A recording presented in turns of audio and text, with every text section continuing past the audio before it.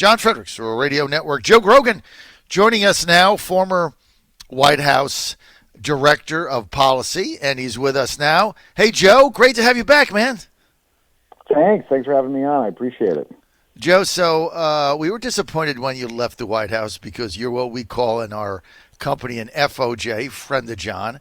I thought you did an excellent job there. Tell us, let's start with what you're doing now. Well, a big part of it was spending more time with my family. I've got 4 little kids, and when I joined the administration at the very beginning, I promised my wife 2 years, and I spent 3.5.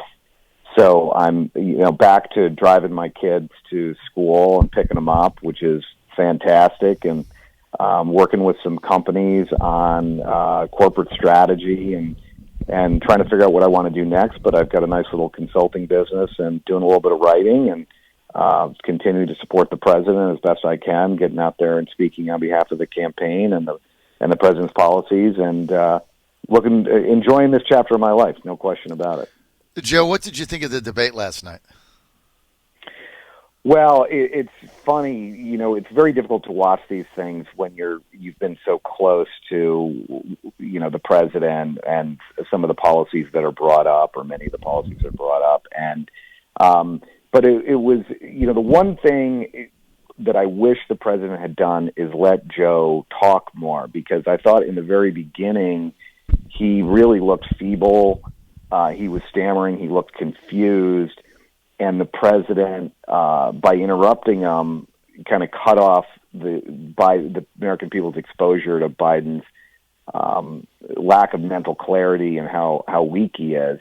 But it's the Biden people and the left are like apoplectic, which is kind of hilarious to read about and hear them this morning about. They want to change the rules for the next debate. They thought the president steamrolled Biden. I mean, he definitely looked a lot stronger in command and in charge. He definitely came across as the alpha male, and I thought Biden came across with a couple of his comments about shut up and calling the president a clown as a whiner. I did think the president missed a couple opportunities to really stick a dagger in Biden, but he certainly did not have a lot of help from Wallace, who came at it as a typical cheerleader from the Washington, D.C. press crowd, parroting things that are not true. And, he asked the president about tax returns. He doesn't ask the president, Joe Biden, about Hunter Biden. That's up to the president to bring up. When Joe says that it's been discredited, I don't know that I haven't seen anything that's discredited the amount of money that Hunter made from the Chinese or Burisma or the widow of the mayor of Moscow. I mean, I haven't seen any credible refutations of those accusations, and I've never seen Hunter Biden come out and explain it. So I thought the president did well, but you look at this and when you're this close to it, you want him to have a sledgehammer on every single question and knock it into the ground. And but I thought the president did well, and I thought that the American people watching it will see that Joe Biden really is kind of weak and confused. Well, I think that you're right on all counts. I think the president missed numerous opportunities last night because it didn't lend itself to actually having a discussion, which I think played in the Biden's hands because he didn't have to say anything, and he was never really held accountable on any of the nonsense he said. He never gave an answer. I mean, the only really answer he gave was that he would continue lockdowns. I mean, that's basically was his only answer. When pressed on the coronavirus, he said that he would follow science. So basically, if Fauci said, oh, there's another virus hitting, shut everything down, he'd say, okay, let's just shut everything down and put everybody else out of business. I mean, that was his only substantive answer. He'd answered no questions on anything else. And I believe that the president let him off the hook by interrupting him, because if he just had to talk for 2 minutes, he didn't have anything to say. And so we're in total agreement with that. And then basically what Wallace rode shotgun for Biden, and he's discredited. Last night, Joe, was the end of the Chris Wallace facade. I mean, the emperor has no clothes. And I was saying all day that all I heard yesterday from these reporters about how honest he is and what a great journalist he is. He's not partisan. He was going to hold both accountable. There was going to be a great debate. And he did the exact opposite because he's not any of that. He's a partisan Democratic Washington insider hack. He came there to protect Biden, and he did that, and he turned into a clown. I mean, when Biden called Trump a clown last night, the real clown was Chris Wallace. So I think that's the end of him. Nobody will ever take this guy seriously again other than as a discredited political operative masquerading as a talk show host. Well, it's like funny me. you say that. Well, no, come on. I think they should have moderators who are actual reporters. Now, actual journalists are almost extinct now, as they're all extinct. Just reporting gossip and things like that. But Chris Wallace he reads a teleprompter, and he's not a particularly deep thinker on issues, and so he's listening to the same crowd in Washington D.C., going to the same parties, watching his buddies on other networks saying the same nonsense, and that's why he just repeats things that are not that a little bit of investigation would reveal that they're not true. I mean, he was confusing the public about the president's executive order on critical race theory, for instance, and calling it merely racial sensitivity training or diversity training. Now, I've been through all sorts of trainings in my life with companies and law firms and all sorts of sexual harassment trainings and all stuff. There are all sorts of good teachers on this stuff and everything. But critical race theory is a specific, it's a new wave Marxist movement that we're not individuals, we're all groups, and we're functioning in big structures, and it's degrading to African Americans, it's degrading to other minorities, it's degrading to Caucasians and people of every race who have to sit through that and say, you don't have individual agency, you do not act as an individual, you are a victim of a structure. And we're paying in the federal government, some contractors, hundreds of thousands of dollars to go in and indoctrinate employees, but more than that, to insult and degrade employees.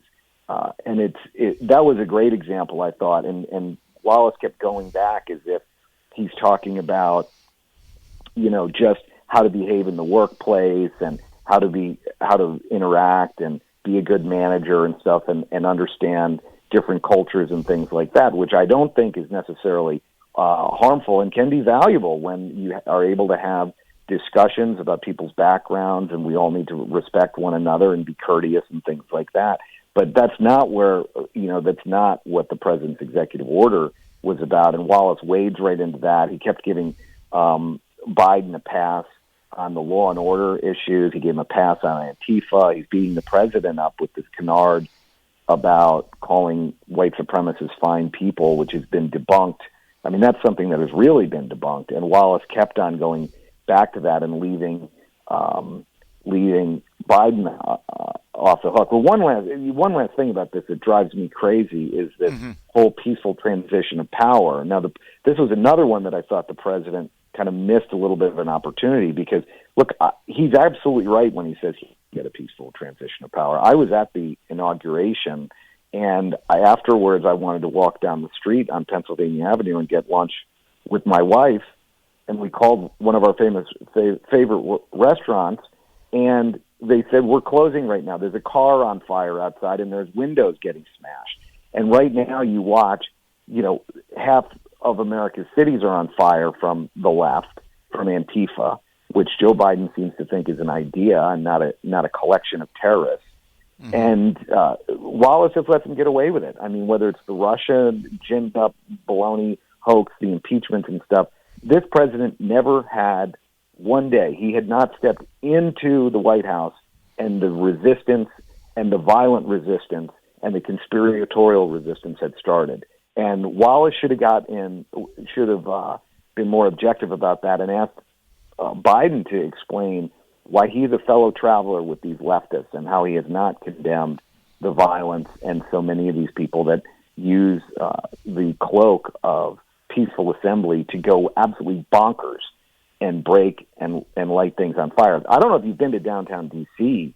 lately, but oh yeah, it's awful. that's where I live part-time, Joe. It's beyond awful. It's sick. In fact, I have two cities I live in, Richmond, which is also disgusting, and Washington, D.C., and you go from one to the other, and you just want to cry. I mean, and the politicians, the mayors there do nothing. I mean, they don't even clean up the graffiti. I mean, you can't walk down the street in either city without taking your life in your hands. When I tried to get out of remember when the president made his nomination speech at the White House, I was invited there. I live by the Capitol, so I mean, I'm like 20 minutes away. It took me 3.5 hours to get home. And I took my life in my hands walking out of there, blocks that were cordoned off with no police, no protection, mobs marauding around, throwing things at me. This is the reality now that we all live in, Joe. And it's real. And I thought, again, Trump missed an opportunity last night to talk about that in more detail. A lot of Democratic operatives now were with Joe Grogan, former policy director at the White House. Joe, a lot of Democratic operatives now calling for Biden to bail on these other two debates. What do you think will happen? Well, look, I mean, I've always been one to think that he was only going to do one debate. I think those of us who are supporters of the president and, not watching it objectively have to be encouraged by the fact that the Biden supporters apparently watched last night and are despondent this morning that the president crushed them and that Biden did look feeble and weak, and that he can't handle two more rounds. I mean, it's interesting, too, about the president that his first debate against Hillary was probably his weakest performance 4 years ago, and then he got much stronger in the second and third debates. He is, a fan of boxing, and frequently a boxer will test his opponent in the first couple rounds and figure out where they're going. I think he learned about Biden last night, and I think he will do stronger in the second and third debate. And I think that the Biden supporters know that Joe had his high point last night, and from their perspective, he didn't do what he needed to do, which was to show strength and vitality and clarity of mind throughout the debate, which is a key weakness for him. And they know that the more the American people are exposed to Joe, the more they will grow skeptical of the idea of him being in the Oval Office with his hands on the nuclear codes and trying to lead America through difficult challenges. I don't, that's why they have him in the basement. That's why he's not out doing rallies and events. And that's why they don't want him to do a second and third debate. The more Joe talks, the more people see Joe Biden, the more people realize, he's old and confused, and he spent 50 years in Washington, D.C., blabbing his mouth and not leading. And I think that the more the American people see him, the more they'll be turned off. Joe Grogan with us. Joe, former White House policy director, was there 3.5 years. I remember, Joe, when you were at CPAC with us, I remember saying, are you going to stay through a second term? And you're like, well, you are non-committal. Now I know why you have to spend more time with the family. Hey, for those of you who don't know, if you work in the White House, I mean, this is not like even a senior executive normally is going to work 60 hours a week. It's beyond that. I mean, this is like 80, 90, 100 hours a week. You're in there 7 days. You're serving the leader of the free world. You're getting in at 7. You're going home at 8 p.m. So you've got 13, 14 hour every day. You really have no time with your family. Plus you travel. So I get it. All right. I totally get it. And I wouldn't do it. I've got 3 kids, but I still got a 16-year-old that goes to high school, plays baseball there in Florida this week. I couldn't make it down there, but I get to see the majority of his baseball games. I can travel with him. If I was at the White House, you can't do any of that. You can't do any of it. So I get it, Joe. Honestly, I do. I understand it. And well, I appreciate it. It was the privilege of my life to be able to work in the White House, and from a career perspective, it was a true high point. It was a dream come true that I never thought would happen as a student of politics and policy from the time I was a little kid. When I was 8 when Reagan was elected, so it was a dream come true. But the sacrifice of your family, and to be honest with you, it's time to go back to the real world. At some point, you have to go back. I mean, people shouldn't stay there forever. Some people stay too long. They stop remembering why they chose public service. And I'm so glad I did it. And my wife was great to allow me to do it. But at some point, you've got to walk away and let somebody else lead. And it was time for me to go. Joe Grogan, thank you for being with us here on the John Fredericks Radio Network.